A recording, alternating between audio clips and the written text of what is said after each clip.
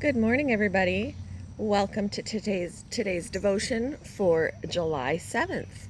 Today's devotion is titled Chocolate Snowflakes, and the Bible reading is from Exodus chapter 16, verses 4 to 7 and 13 to 17.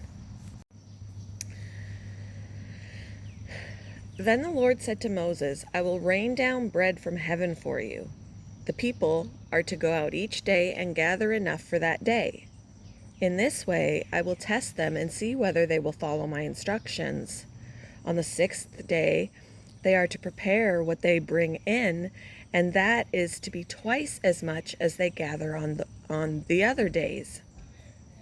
So Moses and Aaron said to all the Israelites, in the evening you will know that it was the Lord who brought you out of Egypt. And in the morning you will see the glory of the Lord, because he has heard your grumbling against him.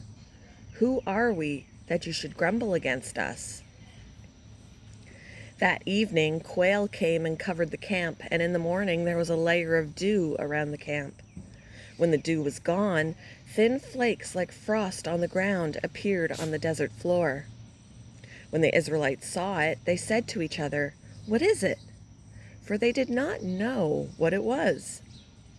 Moses said to them, "It is the bread the Lord has given you to eat. This is what the Lord has commanded. Everyone is to gather as much as they need. Take an omer for each person you have in your tent." The Israelites did as they were told. Some gathered much, some little.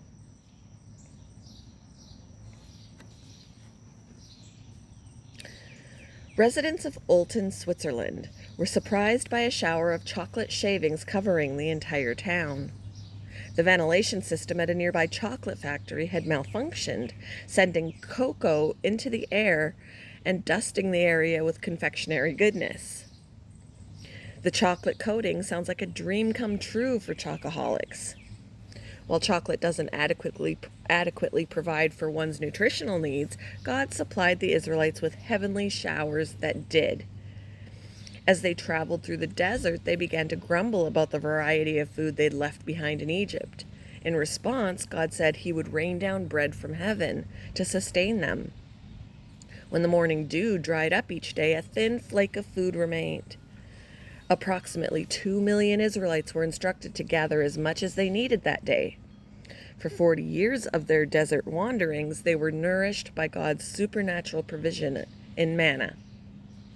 We know little about manna except that it was white like coriander seed and tasted like wafers made with honey. Though manna may not sound as appealing as a steady diet of chocolate, the sweetness of God's provision for his people is clear. Manna points us to Jesus, who described himself as the bread of life that sustains us daily and assures us of eternal life. How has God provided for you? And how does Jesus being the bread of life encourage you to trust him?